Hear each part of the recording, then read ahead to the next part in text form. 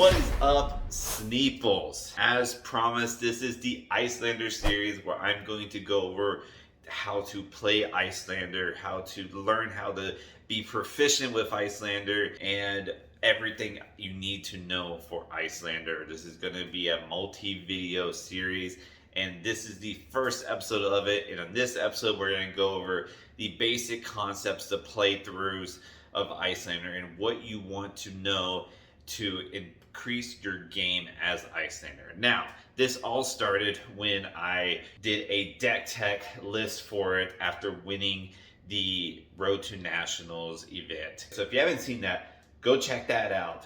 It's worth your time. But afterwards, I asked you guys if you guys wanted to learn a little bit more. A lot of you guys said yes, responded well to that.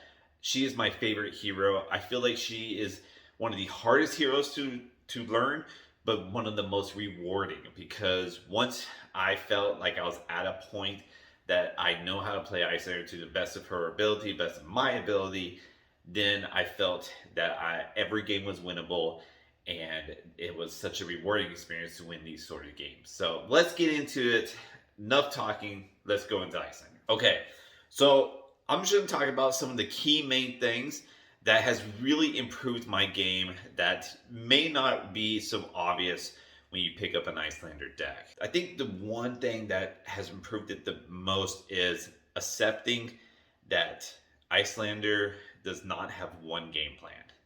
You're not going to go to a match, even if it's like a match that you have like a 90% chance of winning. You can't go into a match thinking, I'm going to do this, this, and this.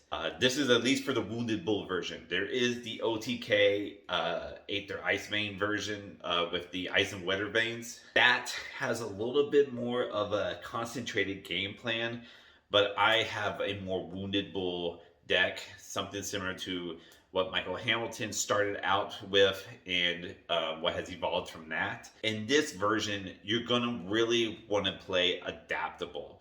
You're gonna want to be able to respond to what you're seeing from your opponent and not just think, oh, this is a channel like Frigid, my opponent's aggro, I will put this in the arsenal. Where that is probably true 80% of the time. For that 20%, you're going to need to know when to block it or when to pitch it or whatever else. So that is kind of one of the biggest things, is just go into every matchup expecting to not do the most conventional uses of the cards. Be adaptable. Be adaptable. So speaking of being adaptable, let's go into the second thing, which is it's okay to put red cards in the arsenal. In fact, it's actually a really good thing to do. It makes the deck more efficient, which might be weird to think about. When you see Iyslander's ability, she says you only can use blue cards from your arsenal during your opponent's turn. But having a red card in the arsenal, even if it's an attack, can help you block out more damage from your opponent and then come in with the attack. And what you're looking at there is just the value from your attack. Your 3 for 7 or your 3 for 8 is going to present more value than having a blue, like a Polar Blast, in your arsenal and giving them 1 Frostbite and dealing 3 arcane damage. Sometimes that works great. Sometimes that's exactly what you want. Other times, it doesn't really do anything, and you might have took more damage than what you really needed to. These are definitely things you want to kind of keep in mind with Iyslander, is that you don't have to always put a blue in the arsenal. Blues in the arsenal are great, especially ice cards. Those are awesome, but it's very encouraged to put red attacks as well. You'll see, because I'll have gameplay videos coming where I will have hands that have multiple red attacks in them. I want to attack as much as possible with this deck, because the secret is with Iyslander, and this goes into our third deal, is that you need to deal damage through your attacks. The best thing about Iyslander is that oftentimes you'll take one of their armor away from them, at least one, because that will be their null rune armor, right? That will be the way that they have arcane barrier, which typically means that armor cannot block. So when you come in with your big attacks like Wounded Bull, Fiendl's Fighting Spirit, Lightning Strike, Command and Conquer, even Scar for Scar, these typically are not going to take armor away from them because they won't have armor to give to you. This typically doesn't even necessarily get blocked by cards from their hand. Oftentimes aggro decks don't want to block. The big secret with Iyslander is, especially with the Wounded Bull version, is that she needs to deal damage with these attacks in order to win. And the reason is because you want to get them down to at least around 12, around 8 and 9 is really where the kill range really is. You go up to 12. That's where you want to be when you're playing Iyslander. And so the easiest and fastest way to do that is through these big attacks. So with Iyslander, try to get those attacks in. They might not make sense because, you know, your opponent's not going to block with cards from hand. They're just going to take it. So you're not taking cards out of their hand. You're not disrupting them necessarily.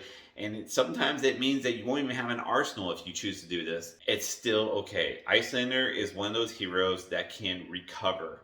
Iyslander does not need to be at the same life total in order for it to feel close. You have a reach. You have an 8 to 9 life reach that can go all the way up to 12. So if you are within that range of your opponent, you're okay. Plan to go down with your opponent, okay?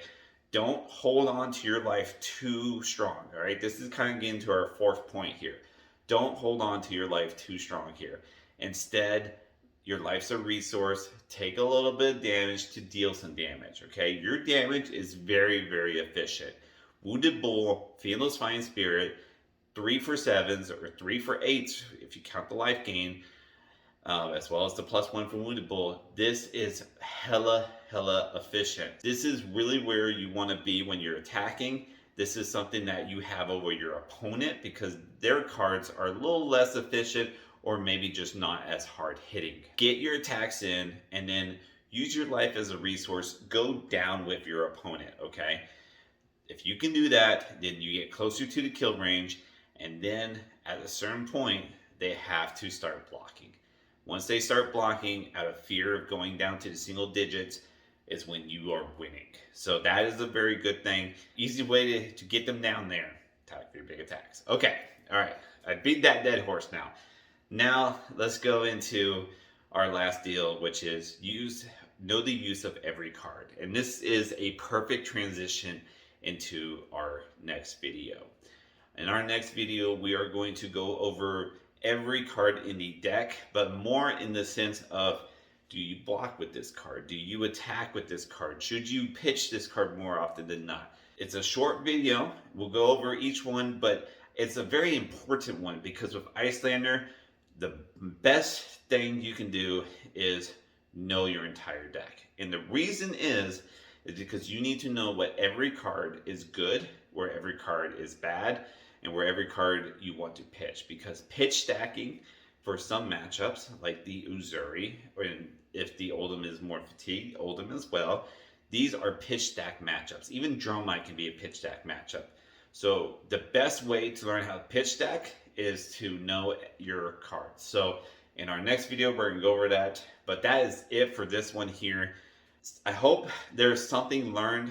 Like I said, this is a little bit more on the basic side of the concepts, but it's something that whenever I finally digest it and realize to play Iyslander in what could seem like an unconventional way, is what helped increase my game. You know, when I started putting reds in the arsenal, when I started, you know, having values for different cards in different time, you know, frames of the match or whatever the case, that's what really helped. So thanks guys for watching. We have, like the video I said before, that's coming up. We have gameplay video coming up. We have a whole sideboard breakdown video coming up. So we got a lot to talk about, but it's all to come. So thanks guys. Catch you in the next one.